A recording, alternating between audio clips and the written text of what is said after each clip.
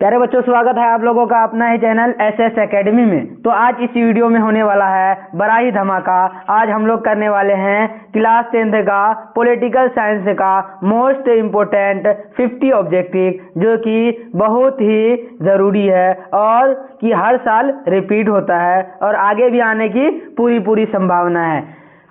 तो इस वीडियो को आप पूरा देखें और थोड़ा सा भी स्किप ना करें, क्योंकि अगर आप थोड़ा सा स्किप कीजिएगा तो एक भी क्वेश्चन मिस हो जाएगा। पता चला अगर वही क्वेश्चन आ गया तो बड़ा ही दिक्कत हो जाएगा। तो चलिए आज हम लोग बिना किसी देरी का क्लास स्टार्ट करते हैं। जो बच्चे नए हैं चैनल को सब्सक्राइब कर लीजिए और वीडियो को ज़्यादा से ज़्यादा शेयर कीजिए, ताकि आप अपने दोस्तों को भी अपने साथ आगे बढ़ा सके। तो चलिए अगला क्वेश्चन नंबर पहला क्वेश्चन कह रहा है कि भारत में असहयोग आंदोलन कब शुरू हुआ।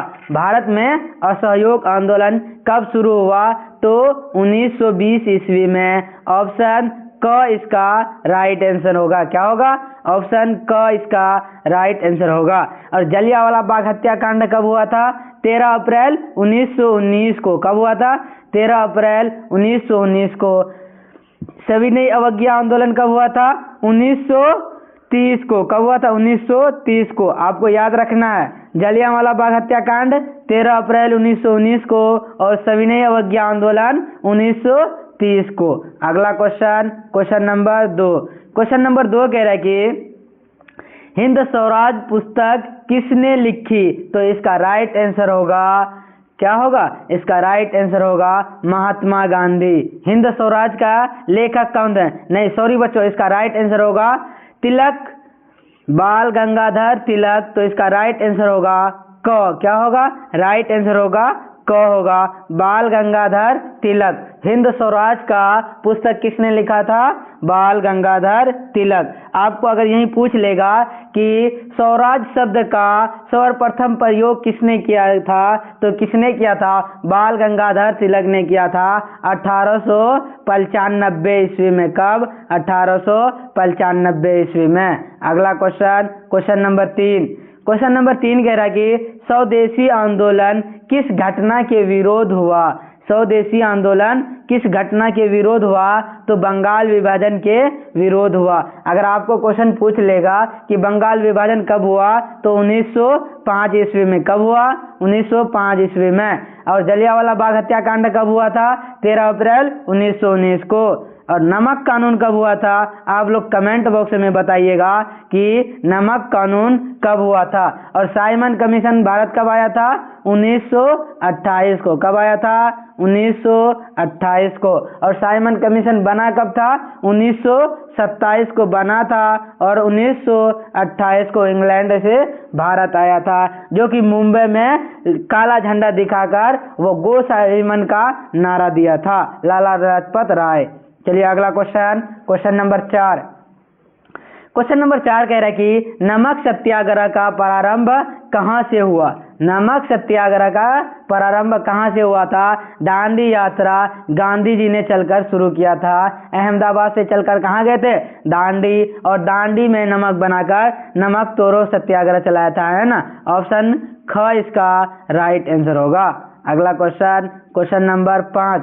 क्वेश्चन नंबर 5 कह रहा है कि इंडिका पुस्तक किसने लिखी? तो इसका राइट आंसर क्या है? मेगास्थनीज। इंडिका का लेखक कौन है? मेगास्थनीज है। अगला क्वेश्चन नंबर 6 कह रहा है कि उद्योग क्रांति सबसे पहले कहाँ हुई? तो उद्योग क्रांति इंग्लैंड में हुआ था 1918 में। कब हुआ था? 1918 में। अगला क्वेश्चन नंबर 7। क्वेश्चन नंबर 7 कह रहा है कि मुद्रण तकनीक सबसे पहले कहाँ विकसित हुआ था? तो आप लोग कमेंट बॉक्स में बताइएगा कि मुद्रण तकनीक दुनिया में सबसे पहले कहाँ शुरू हुआ।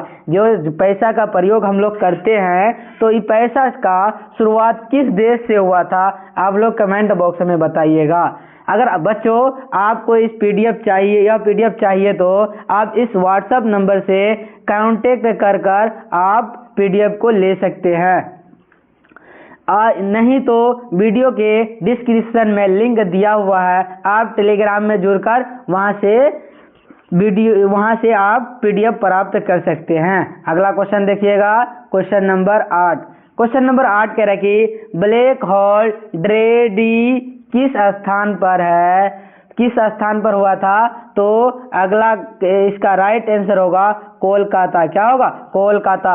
ब्लैक होल जो घटना घटा था, कहाँ घटना घटा था? कोलकाता में। एक साथ हजारों लोगों को एक घर में बंद कर दिया गया था, जो कि वहाँ लाखों लोग मर गए थे, हजारों लोग मर गए थे। उसी को ब्लैक होल ड्रेडी कहा जाता है। तो ये किस स्थान पर हुआ था?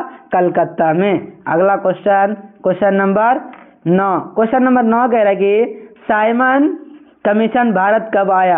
अभी बताए थे बच्चों कि साइमन कमीशन भारत कब आया था? 1927 को। कब आया था? 1927 को।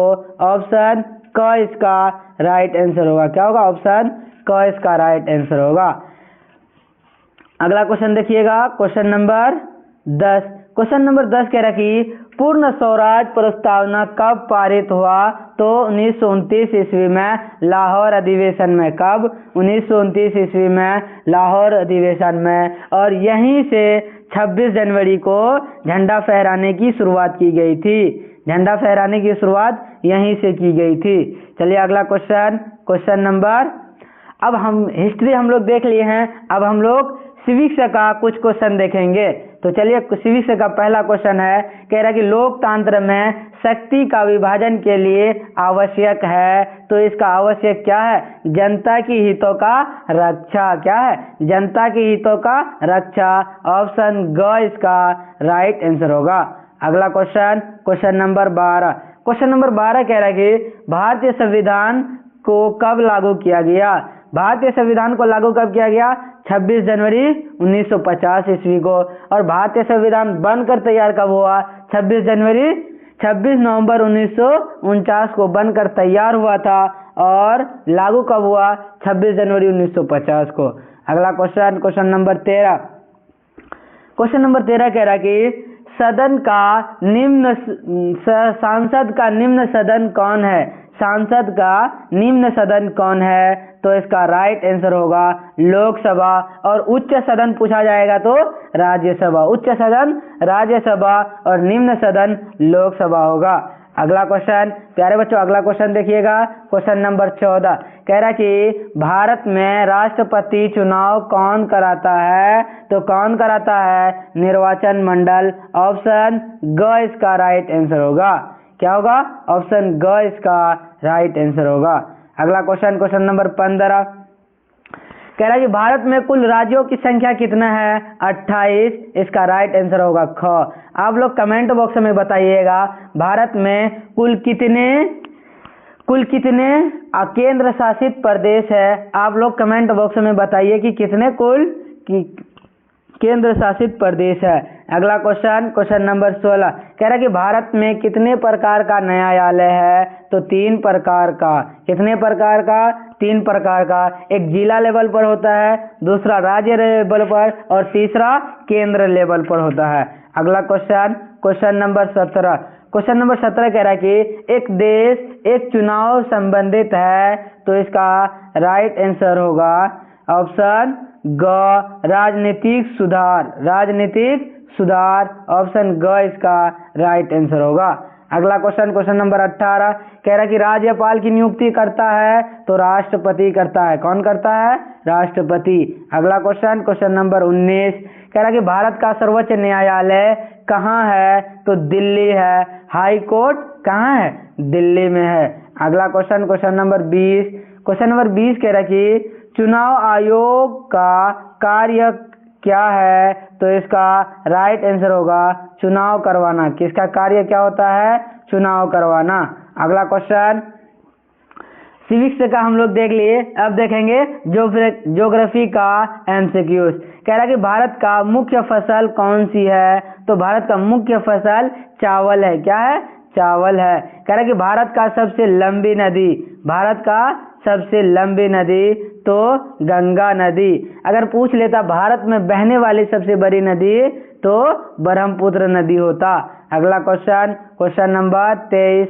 कह रहा है कि भारत का सबसे बड़ा राज्य क्षेत्रफल में कौन सा राज्य होगा?